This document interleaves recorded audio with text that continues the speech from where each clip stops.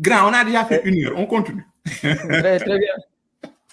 Rapidement, donc du coup, nous sommes sur le deuxième point, hein, Mandiaye, donc la F24. Hein?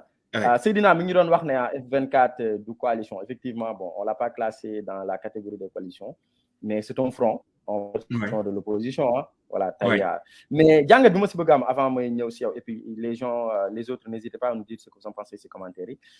Django Bimo Si am qui F24, Mandiaye. Wow. Très rapidement. Tu sais que 2012, voilà, ouais, à la veille des élections de 2012, hein, on a vécu la même chose. Il y a des gars qui Benno Sigil Sénégal. Quelque chose comme ça. Ouais, si moi dis ces commentaires, n'hésitez pas à me rectifier. Mais je crois bien que c'était le front de l'époque, en 2011, c'était Benno Sigil Sénégal. Wow. Et puis, il y avait le mouvement, voilà, du 21 ou du 23 juin, je ne sais plus là. Voilà, il y avait un front comme ça. Voilà, pour Daniel Abdoulaye Wade. Donc, Mandiaye, imagine 12 ans après, on est sur la même posture. On vit les mêmes faits. C'est triste, hein? Et je remarque malheureusement que nous avons un recul effectivement pour se dire, mais les gars, mais qu'est-ce qui ne va pas en fait? Genre, entre 2011, 2012 et là, 2023, veille des élections de 2024. On vit les mêmes problématiques, les mêmes morts, les mêmes contestations, limite les mêmes leaders, sauf Macky Sall. Avec Moussa Fagnas. Tu vois ce que je veux dire? Et du coup, ça me ramène à c'est bien une problématique, madame Youn, on ne se pose pas les véritables questions. Parce que l'État rejoue la F24, bon, c'est point I, libération des détenus politiques, etc. Mais la plus grosse problématique, voilà, la plus grosse interrogation, c'est dans l'année de Macky Sall de candidat en 2024. Et peut-être que les gens savent ko, mais soit voilà, ils se disent dañuy xawa balé ma ci cadre bi dañuy xawa dof parce que Macky Sall, moi j'ai l'intime conviction que su bëggé nek candidat, kenn mënu ko tek nek candidat en 2024. Je sais pas toi qu'est-ce que tu en penses, tu me diras et les autres, mais moi mon intime conviction moi que Macky Sall vous décidez réellement et je pense que si le ñi enfin en tout cas tant que mi ngi koy wone dank nak su décider né day nek candidat amul kenn ku ko mëna téré nek candidat. C'est le peuple, mais est-ce que jaral nako le peuple sénégalais, c'est ça aussi. C'est-à-dire que c'est le peuple qui pourrait l'empêcher. Abdoulaye Wade, jàpp naa ne moo gënoon tàng 2012. Oui. Man, ma conviction mooy que ne 2012 moo gënoon tàng te gis nga Abdoulaye finalement dafa nekk candidat aux élections. Oui. Donc lu tax ma ne on se pose pas les bonnes questions parce que Einstein sax da koy peut-être que la folie wala la bêtise c'est de penser qu'en utilisant les mêmes méthodes wala les anciennes méthodes on obtiendrait des résultats différents. La folie, oui. La folie te tey loolu lañ nekk di def. te gëm naa ne du ñu am les mêmes résultats xam nga lu tax wala enfin les mêmes résultats la ñuy am mais du ñu am les bonnes solutions. Parce que pour moi la véritable question qu'il faut se poser c'est comment on doit faire pour réformer le système présidentiel sénégalais. C'est que dañu nekk ci régime boo xamante ne dañu nekk li ñuy wax en système politique comparé dans un régime hyper présidentiel. Je te dis pas super hein, mais hyper présidentiel. Pourquoi on est dans un régime hyper présidentiel? Da ngay gis le président de la République au Sénégal. Def naa ko aussi benn chronique sur la chaîne YouTube bu ñu wootee un équilibre des pouvoirs dans une démocratie président bi dafay phagocyter tous les pouvoirs maanaam dafay manque tous les pouvoirs. Non seulement dafay manque le pouvoir judiciaire dafay manque le pouvoir législatif quelquefois même le quatrième pouvoir les médias peut-être ñi ci génn du lot mooy les médias entre guillemets sous le tropisme des réseaux sociaux comme ñun la ñuy def di ko waxtaanee kenn mënuñu tey bref donc le président de la République dafay manque tous les pouvoirs. Donc, on est dans un hyper-présidentialisme. Cela veut dire quoi? Demain, en 2024, à comment on est le président de la République du Sénégal? On aura les mêmes problèmes. Les mêmes problématiques peuvent se poser. Parce que, amul kenn ci programme, ku la andil réforme tangible et fondamentale, ne la, tay, li lay tek pour que le président de la République dootul mëna ingérer dans le pouvoir législatif wala dootul mëna ingérer dans le pouvoir judiciaire. Bon. Ci ñëwaat bokk na ci thème boobu. Oui. Donc, moi, je ne sais pas lan nga ci xalaat ak ñeneen ñi mais man loolu laa ci xalaat intimement. Non, on ne règle pas la solution.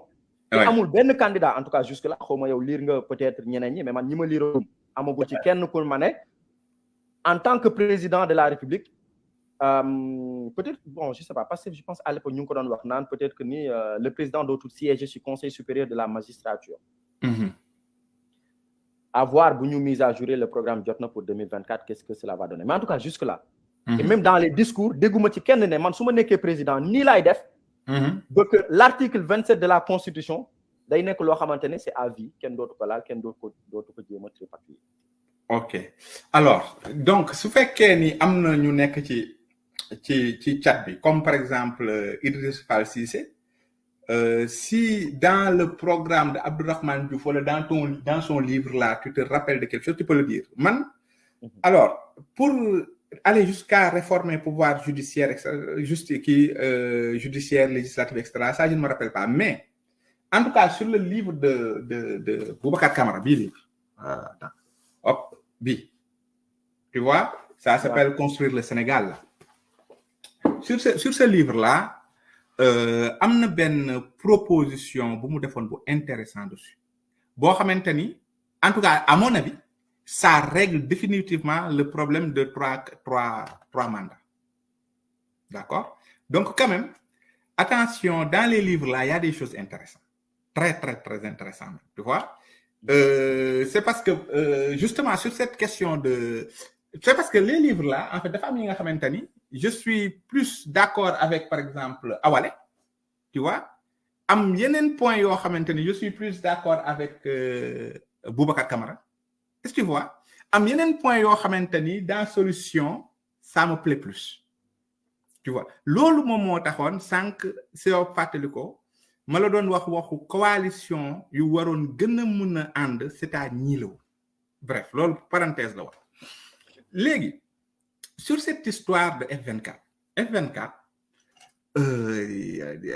xam nga F24 kañ laa commencé vraiment di réfléchir ndax lii mën nañ ànd wala mënuñu ànd pour man F24 je suis plutôt d'accord maintenant avec comment il s'appelle l'ancien juge là juge Dème tu vois juge Dème il s'est barré non pas il s'est pas barré il n'a pas voulu adhérer à F24 d'accord pourquoi il n'a pas voulu adhérer à F24 parce que ci point yooyu dafa am point yoo xamante ne d'accord aussi mais en fait pour man F24 dañoo waroon rek ànd ak sérieux radical ñoom lenn moom moo tax ñoom lenn lañ d'accord ñoom ñëpp moom mooy que Macky Sall warul def 3e mandat ñoom loolu lañ d'accord donc ñoom mënoon nañ def seen su doon man dong dañuy def seen kii boobu nu mu tudd seen référendum et tout texte boobu benn point lay am Macky Sall ne fera pas un 3e mandat muy leer parce que ñoom loolu lañ ñëpp d'accord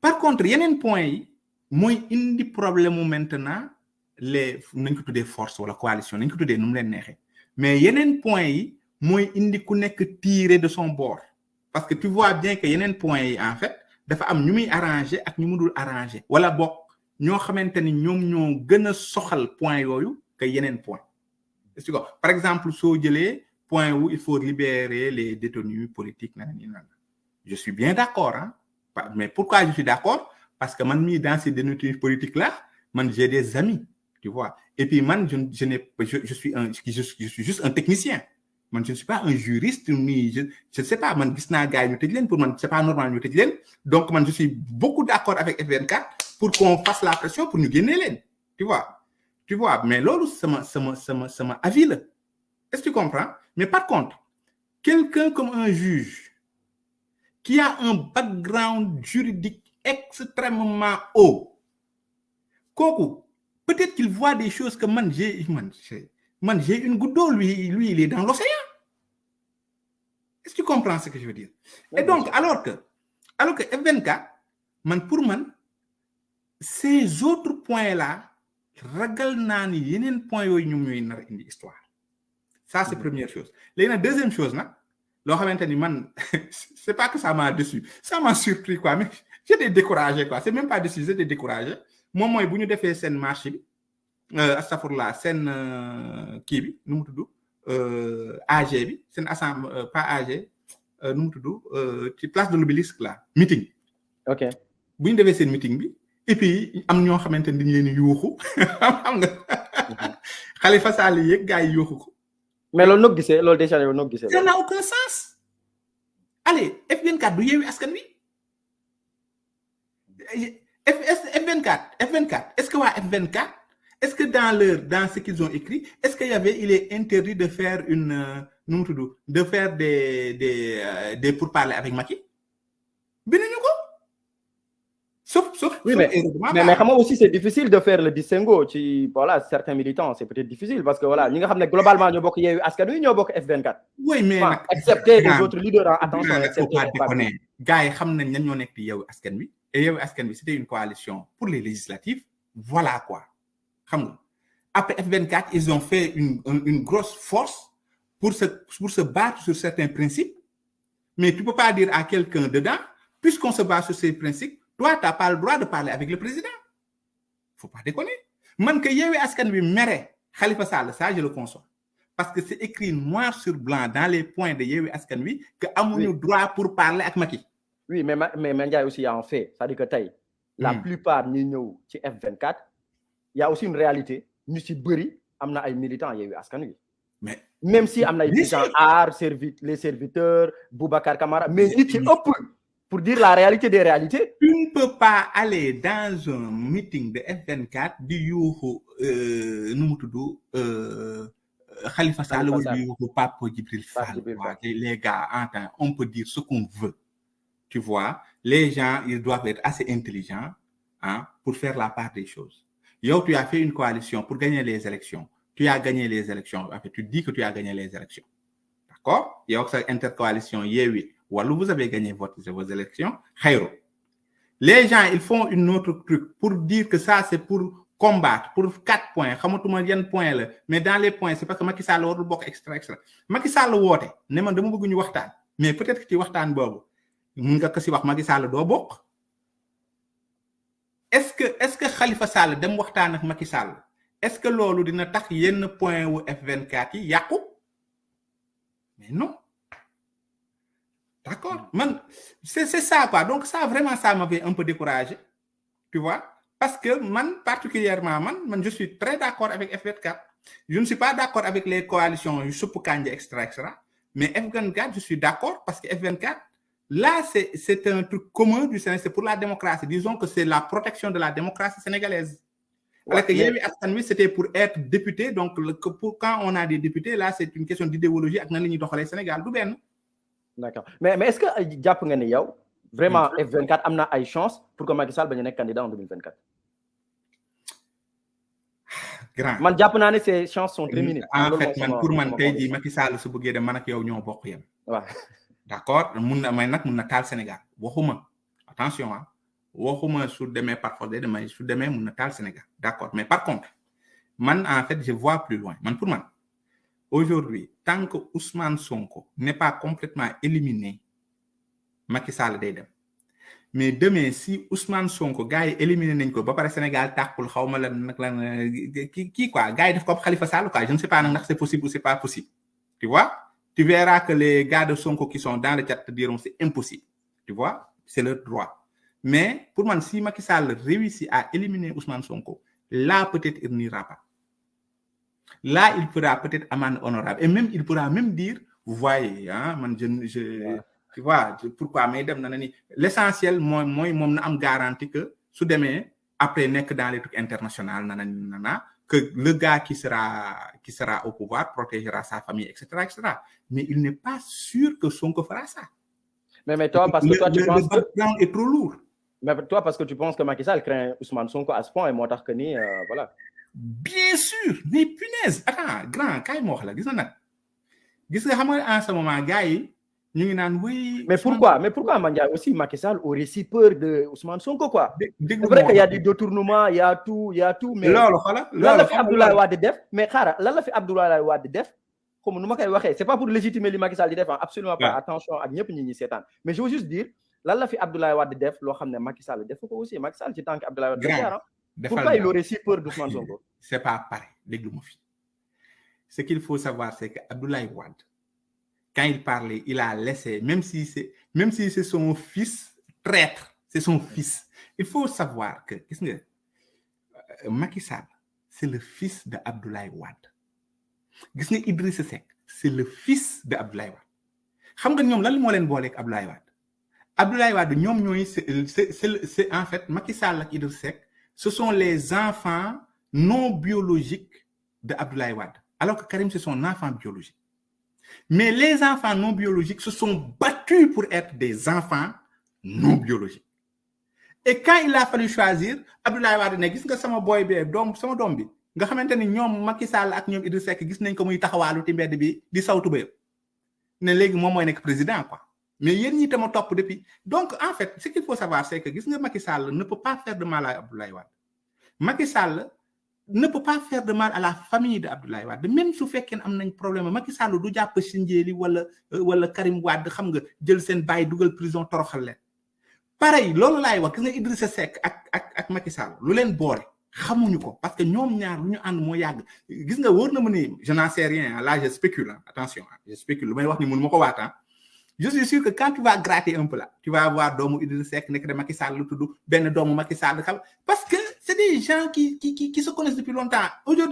Aujourd'hui par exemple Idrissa Seck s'il devient président Macky Sall sait que Idrissa Seck ne fera pas de mal à sa famille waaye Idrissa Seck du dem jël papa turondoom di dugal prison. Avec Sonko c'est radicalement différent. Gis nga tey laa lay wax xam nga man xam nga je fais partie des membres fondateurs de Pastef en France. D'accord, tu vois. Je vais te dire que les gens ils pensent que Sonko, les gens ne connaissent pas beaucoup l'histoire en fait qu'il y a derrière. C'est-à-dire que les gens pensent que Sonko gars yi Macky Sall lu mu koy def injustice nii. Des fois je lis je rigole les gens disent oui Macky Sall il est injuste sur Ousmane Sonko depuis 2 ans depuis mais non. Gis nga bu may def une vidéo xorom pour parler des injustices de Macky Sall sur Sonko, c'était il y a 6 ans. Man maa dem sama ancien page YouTube boobu moo xamante ni page xorom xool ko c'était il y a 6 ans. Je disais que Sonko a juste dit ça et ça et ça et ça Macky Sall dàq ko. Yow imagine le gars Sonko à l'époque il devait avoir mon âge. Non, il était même plus jeune que moi. D'accord? Il y a 6 ans, Sonko devait avoir... Sonko maintenant à quel âge? Sonko est de quoi? 76? Quelque chose comme ça? Je pense qu'il doit avoir 48 ans. Quelque chose 48 ans. Donc il y a 6 ans, 42 ans. Ouais. D'accord? Donc bon, à peu près mon âge. Sonko les gars, suñu juumee wax leen ñu âge bi exactement. Waaw. Et donc du coup, imagine à 42 ans, yow nga am say jabar, am say doom, une famille sénégalaise. Yow nga nekk ñi nga xamante ni entre guillemets Mamadou Sarr nee nañu 74 ans, il est né en 74. Waaw. Nga xamante ni à peu près moom moo réussir. D'accord? Xam nga Sénégal da ngay gis famille boo xamante ni benn nit ndeysaan moo si réussir am salaire bu décent, ñëpp ñëw dëkk si la. Sonko famille bu rëy la woon, ñu bëri ñëw dëkkal ko. Le mec, il essaie de se battre pour son pays. Le président dàq ko liggéeyam. Comment il fait vivre sa famille? Dàq ko. Est-ce que xam nga c'est pour ça que à l'époque ma doon jàppale Sonko à fond parce que vraiment je me suis dit ce gars-là qu'est-ce qu'il est courageux parce que après je me suis dit si je me mettais je me mets à sa place. Ma ne est-ce que Mandiaye tu auras le courage d'aller jusqu'au bout même si nga dàqee nga xam ne tey jii say doom mun nañ bañ a añ bañ a reer sa jabar na nañ sa kër avec tout le confort que j'ai aujourd'hui est-ce que je suis prêt à perdre tout ce confort pour pouvoir dénoncer quelque chose d'illégal au Sénégal? Je me suis posé la question et bu ma xoolee sama xol bu baax peut-être que mën naa ko de mais peut-être que mënuma ko. Est-ce que tu comprends? Et donc c'est pour ça que je me suis dit cet homme-là Sonko c'est un homme exceptionnel. Et jusqu'à aujourd'hui, je le pense, malgré les conneries que je vois qu'il fait, je pense que c'est un homme exceptionnel. Exceptionnel. Et donc, du coup, ce gars-là, xalaatal fa la jóge ñu dàq ko. Après, bu ñu ko dàqee, yeneen problème ñëw, gars yi di ko xotal. Wóor na ma ni après, il y a des choses yoo xam ne xamuñu ko. Parce que après, tu veux avoir, par exemple, une entreprise. Cette entreprise-là, doo am ay machin. D'accord. Jusqu'à aujourd'hui, Adji Sarr, nanani. Mais ce gars... Non, même professionnellement, ta vie est un peu bougée, quoi. Ouais. Donc, ce qu'il faut savoir, c'est que ça fait depuis 6-7 ans qu'il subit Macky Sall, qu'il le subit. Est-ce que tu comprends? Donc, même s'il fait que nous, aujourd'hui, Sonko xaw na màgg léegi, la dernière fois, dans son truc là, il est posé, il dit... Mais attention, il a dit tout le contraire sur Walfadjri, hein. C'est-à-dire qu'à chasse aux sorcières, il ne serait jamais dans cette dynamique. C'est ce que je te dis. C'est-à-dire que sur Walfadjri dernière fois, léegi mag la posé na, mais avant, c'était les gars, il faut les fusiller, hein. Attention, hein. Le l'air là, man, j'ai vu la vidéo, hein. Le gars, ils ont fait rek, mais c'est ça. Mais maintenant, il est assez mûr, je pense. Dans la dernière fois, nous avons chasse aux sorcières. Non, lolo. Enfin, il a changé, quoi. Parce que nous avons changé. Tu vois, nous par la force, nous sommes comme nous il y a 6 ans, nous avons par la force. Il faut manger dialogue, quoi. Mais c'est pas ça qui est la bonne chose. Il prend de l'âge et il devient de plus en plus sage. C'est normal, c'est normal. Et donc, du coup, son côté, il dit, oui, je ne vais pas faire de chasse aux sorcières, mais Gomoko, j'ai l'impression que Gomoko non, c'est pas important. Mais juste ceux qui nous suivent, n'hésitez pas à nous dire dans les commentaires, est-ce que vous y croyez ça? Et est-ce que aussi dina nek lo xamné luy am utilité le pour Sénégal? Non, le plus important, c'est pas nous, est-ce qu'on y croit ou pas, mais est-ce que Macky y croit? Yow xalatal, le temps Sonko di wax lolu, Macky a pris le meilleur ami de Sonko, l'a foutu en tôle. Xam nga ni Bassirou Diomaye Faye, gars yi dañu xamul rek, mais Bassirou Diomaye Faye, c'est plus qu'un bras droit de Sonko. C'est son ami intime. Yow nit ki mi ngi tëj sa ami intime nga xëy naan non man je ne ferai pas de chasse aux sorcières nanana. Yow tu sais que son ami intime est en prison, tu vas le croire. Est-ce que tu comprends point waxe? Donc loolu moo tax ma ni la Macky Sall, c'est à cause de tout ce qu'il a fait subir à Sonko que moom mu ragal. Même su fekkee ne peut-être que Sonko dit vrai, hein, mais Macky Sall tant que éliminé wul Sonko xel bi du dal. Man je ne sais pas lan la tey Sonko mun a wax Macky Sall ba xelam dal. Je ne vois pas. Xanaa ñoom ñaar ànd waxante te aussi am na loo xamante ni man j'en suis presque sûr que Macky Sall ak Sonko musuñu daje waxtaan. Ça j'en suis persuadé. Et je ne dis pas que Sonko mooy bañ, attention, je ne dis pas que Sonko mooy bañ na ne nii na, mais man pour man Macky Sall bëggul dajeeg Sonko waxtaan. Macky Sall day awti ñoom Khalifa Sall awti ñoom Barthélémy Dias na ne nii na, mais Macky Sall je ne pense pas qu'il veut s'asseoir avec Sonko. Donc tey jii Sonko ban garantie Tatita Sall nee nañu dara, donc voilà, à voir. Après gën ñu expliquer lan nga bëgg a wax Tatita Sall. Mais je pense que lu mu wax dara mooy quand je dis est-ce que tey Sonko mun na wax dara Macky Sall ba kay va rassurer ko mu ne ko mënu ko wax dara.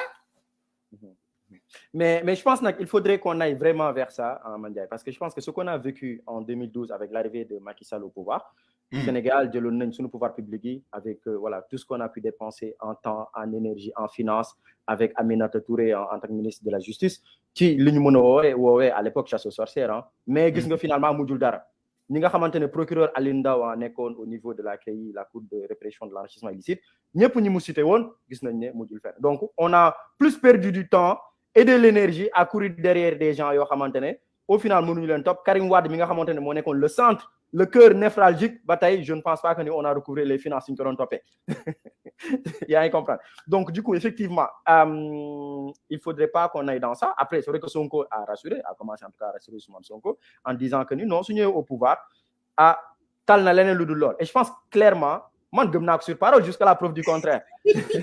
bàyyi ma naïf côté boobu ma déglu baax ma wax soo ko dégluwaatee man je décortique soo ko dégluwaat day ne non du ma def chasse aux sorcières, mais am na benn mais bu mu si teg est-ce que xam nga lan la si teg comme mais dégluwaat te si teg mais la justice fera son travail. mais saa waay avec l'affaire Petro-Tim là man ci lu ma si xam man Mandiaye de ci document yi ma am yi man personnellement l'affaire Petro-Tim là s'il y a un autre président du Sénégal ça waay l'entourage de Macky ils vont souffrir parce que l'affaire Petro-Tim xam naa si lu bari.